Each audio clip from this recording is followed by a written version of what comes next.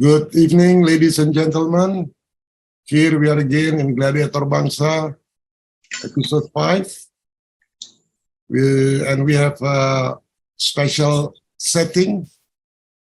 And tonight we have a special guest. And the host is Dr. Mari Mulyani. Go ahead, Mari. Thank you. Well, first of all, just testing. Can you hear me well, Pak Kun? Dr. Kun? Yes, very clear. Okay, good. Yes. Right, so good evening, friends who are joining us from Jakarta, Bandung, and other cities in Indonesia. Good afternoon to those joining us from Europe and the United Kingdom. Welcome to Gladiator Bangsa.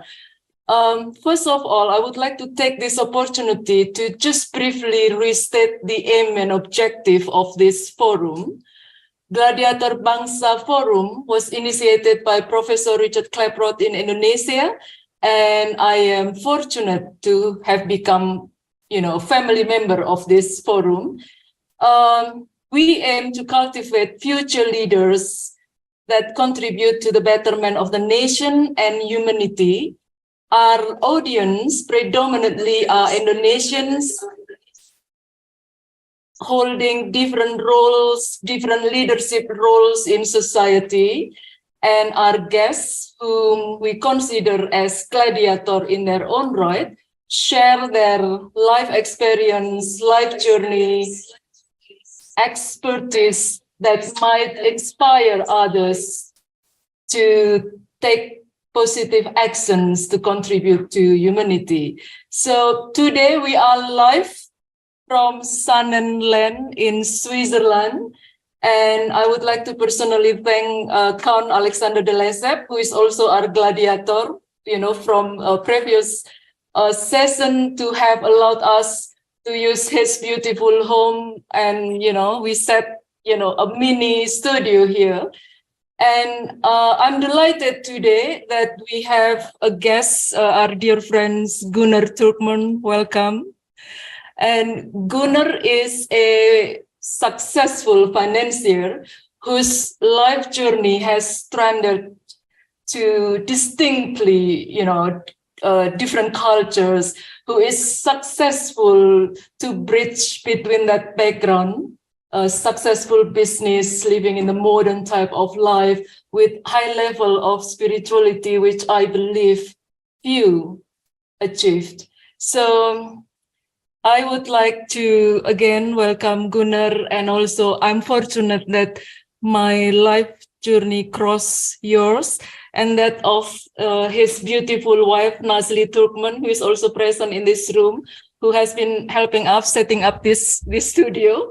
So Gunnar, thank you very much for being with us. And yesterday when I spoke with you to try to structure this interview, you basically said, let's just follow the flow of the moment. And hence, we are here doing some discussion without structuring anything. So let's see how it goes. But first of all, I would like to hear your story on how you encountered Sufism and then your life journey since then through now. If you could just summarize briefly. Well, first of all, thank you for the beautiful introduction. Hopefully, I will manage to merit some of these kind words in the future. But it's very lovely to be in the presence of all of you, and I will try and share my story. But amongst other things, I'm a hedge fund manager. So in hedge funds, the first thing you do is you offer a disclaimer. So I would like to offer that disclaimer. In Islam, in Sufism, we have a phrase, and that is Allahu Alim.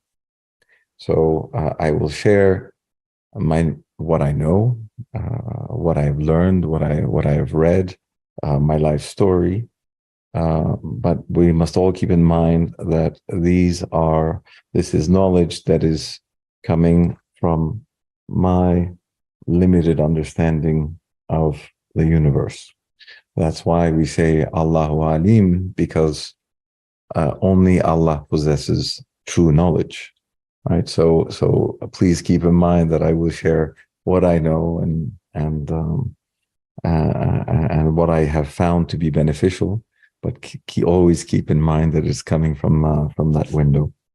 So just to give you a brief background, I come from a diplomatic background. So my family for many generations have been diplomats, which means that I grew up without a home. My home was constantly moving, and I had a very diverse background.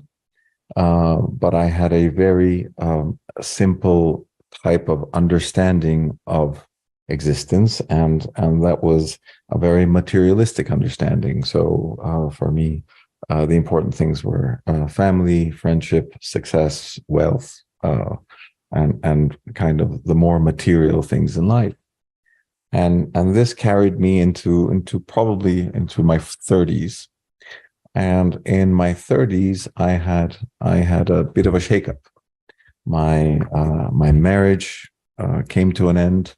One of my businesses came to an end, and I found myself thinking, well, all these things that I value so much, all these things that have driven my whole life, if they can come to an end in a snap, then what are we really doing here? I mean, what is life all about? Why are we here? What are we supposed to learn? This seems all too simple, and I had a lot of questions and very few answers.